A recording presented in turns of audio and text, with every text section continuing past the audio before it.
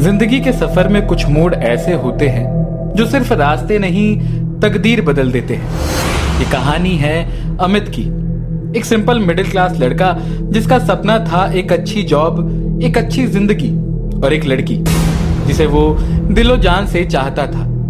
पर कभी कभी जब सब कुछ ठीक लगता है, यहीं से शुरू होती है अमित और माया की कहानी।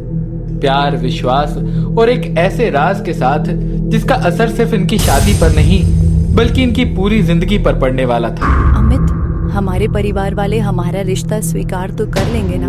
अरे तुम इतनी मायूस क्यों हो रही हो? ऑफ कोर्स हम दोनों के घर वाले हमारी बात मान जाएंगे। तुम बिल्कुल चिंता मत करो, मैं आज ही अपने घर में हमारी बात करता हूँ। अमित और माया कॉलेज खत्म होते होते एक दूसरे के इतने करीब आ चुके थे कि उन दोनों ने शादी करने का डिसाइड कर लिया था। अमित और माया अपने घर में बात करते हैं, दोनों ही अपने परिवार वालों को समझाने में सफल हो जाते हैं। कुछ दिनों बाद अमित के माता पिता माया के घर रिश्ता लेके पहुंचते हैं।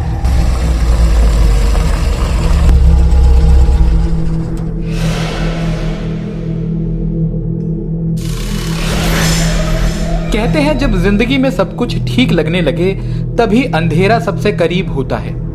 अमित और माया के प्यार में जाति का बंधन एक रुकावट था जो खत्म हो चुका था। शादी की तैयारियां जोरों पर थी, सिर्फ एक कदम बाकी था, कुंडली मिलन। गुरु महाराज को बुलाया गया। दोनों परिवार, दोनों बच्चे सब एक जगह बैठे थे। हर किसी की आंखों में एक ही सवाल था, शादी की तारीख कब होगी। लेकिन जैसे जैसे महाराज जी कुंडली देखते गए उनका चेहरा बदलता गया। शुरुआत में शांत, फिर चिंता, फिर घबराहट और फिर एक खौफनाक सन्नाटा। उन्होंने देखा, फिर दोबारा देखा, तीसरी बार, चौथी बार, पर हर बार एक ही नतीजा। ये शादी नहीं हो सकती। अगर ये बंधन जोड़ा गया तो इस लड़की के गर्भ से एक बुरा साया जन्म लेगा। और इतना कहकर वो चुप हो गए, जैसे कुछ ऐसा देख लिया हो जिसे शब्द भी छू नहीं सकते। महाराज जी की बात सुनते ही पूरे कमरे में एक भयानक सन्नाटा छा गया। उनके मुंह से निकले बस कुछ शब्दों ने एक शादी के सपने को श्राप में बदल दिया था। माया एकदम से टूट गई। उसके रोने की आवाज उस कमरे की दीवारों से टकरा रही थी और अमित बेचैन गुस्से से, घबराहट से, बिना कुछ सोचे सीधा महाराज के चरणों में गिर पड़ा। महाराज जी, आप ऐसा कैसे कह सकते हैं? ये शादी मेरे लिए सब कुछ है। अगर कोई श्राप है तो हम उसे मिटा देंगे। हर एक उपाय, हर एक रीत, हर एक मन्नत मांगेंगे। बस आप कोई उपाय बताइए। महाराज जी चुप थे, ना आंखों में राहत, ना चेहरे पर दया। अमित बोलता रहा, गिड़गिड़ाता रहा, लेकिन महाराज जी का दिल नहीं पिघला। वो धीरे से खड़े हुए और बोले, विधाता के विधान को कौन टाल सकता है? इतना कहकर वो पलट गए। उनके कदमों की आहट जैसे एक मनहूस पहेली की तरह हमेशा के लिए उनके पीछे छूट गई। महाराज जी के जाने के बाद कमरे में एक अजीब सी चुप्पी थी। माया और अमित एक दूसरे का हाथ थामे गर्दन झुकाए खड़े थे। माया और अमित के माँ बाप दोनों सिर्फ एक ही चीज में उलझे हुए थे, अपने बच्चों के दर्द में, उनके आंसुओं में। तभी अमित बोलता है, ऐसा कुछ नहीं होता है और ऐसा कुछ नहीं होगा। ये सब अंधविश्वास है। आज के जमाने में ऐसी बातों पर कौन विश्वास करता है? सब कुछ ठीक होगा, हम सब संभाल लेंगे, आप चिंता मत करो। अमित की आंखों में आग थी, जिद थी, और वो जानता था कि जब बच्चे अपनी मंजिल के लिए लड़ते हैं तो माँ बाप को भी झुकना पड़ता है। और ये जिद, ये प्यार इतना गहरा था कि घर वाले भी हार मान गए। और जो डर था, जो चेतावनी थी, उसे सबने अपने दिल से निकाल फेंका। ठीक है, ये सब बातें हैं, लोग तो कहते रहते हैं, जरूरी नहीं कि सच हो। और इस तरह से 20 नवंबर को अमित और माया की शादी तय हो गई। शायद शादी की तारीख बहुत जल्दी तय हो गई थी और दोनों ने भी शादी करने में जल्दी कर दी थी। धीरे धीरे दिन गुजरने लगे और शादी की तारीख करीब आने लगी। 18 नवंबर की रात को अमित अपनी छत पर माया से फोन पर बात कर रहा था। उस दिन उसकी हल्दी की रस्म हुई थी और रात के लगभग 10 बजे थे। अमित अकेला छत पर घूम रहा था कि तभी उसे अचानक एक आवाज आई। अमित, तू यहाँ अकेला क्या कर रहा है? तुझे पता नहीं कि तुझे आज हल्दी लगी हुई है? और ऐसे टाइम पर अकेले नहीं घूमते।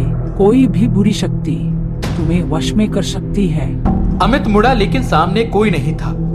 आवाज इतनी साफ थी कि उसे भूलना मुमकिन नहीं था। वो डर के मारे कांप उठा। उसने छत से नीचे देखा पर माँ नहीं थी। वो जल्दी से नीचे गया और देखा कि माँ तो नीचे खटिया पर सो रही थी। मन में एक सन्नाटा छा गया। अगर माँ यहाँ है तो फिर वो आवाज किसकी थी? इस बारे में सोचते सोचते अमित अपने रूम में जाकर सो गया। अगले दिन शाम को इनकी धूमधाम से शादी हुई। शादी के अगले दिन रीति रिवाज के मुताबिक दुल्हन की विदाई हुई। अमित और माया दोनों महाराज जी के पास गए और उनके पैर छुए, लेकिन महाराज जी की आंखों में एक अजीब सा डर था और वो बिना कुछ बोले चुपचाप वहां से चले गए। अगले दिन शाम को जब अमित अपने घर वालों के साथ बैठा हुआ था, तभी अचानक उसका फोन बजता है।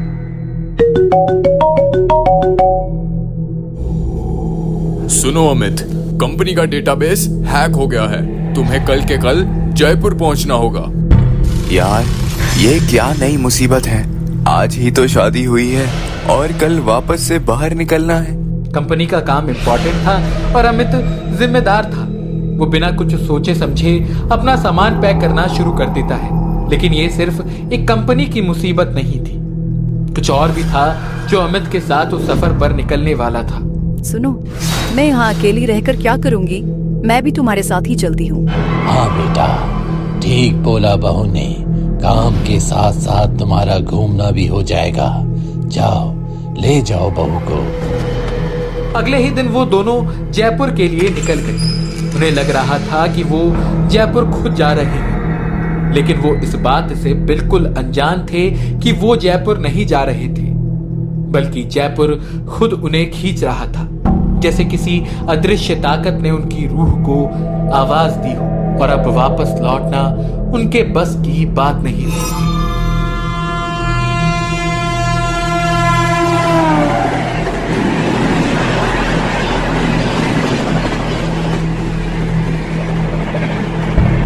कंपनी में वर्कलोड इतना ज्यादा था कि अमित सुबह 9 बजे से लेकर रात के 8 बजे तक ऑफिस में ही रहता था। नई नई शादी हुई थी, पर ना वो अपनी पत्नी माया को घुमा पा रहा था, ना ही उसके लिए कुछ टाइम निकाल पा रहा था।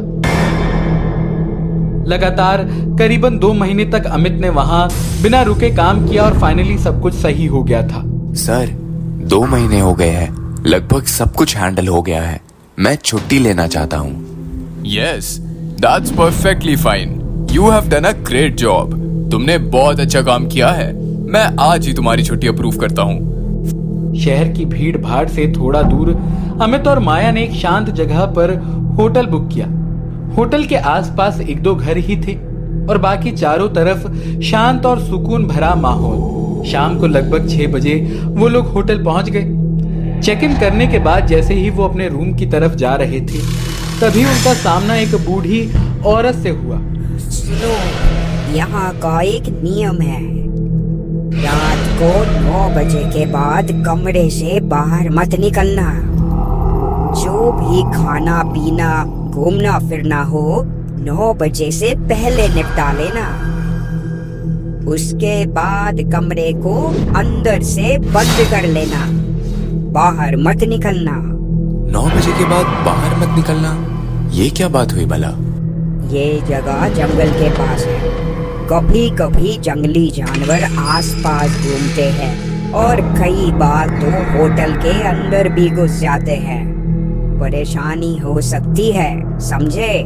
वो बुढ़िया चुपचाप अपनी बात कहकर वहां से चली गई।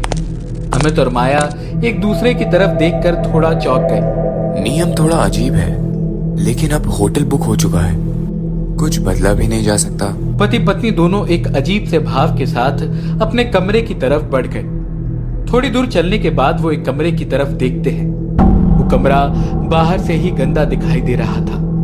ऐसा लग रहा था कि मानो वो कमरा नहीं कोई कूड़ेदान हो।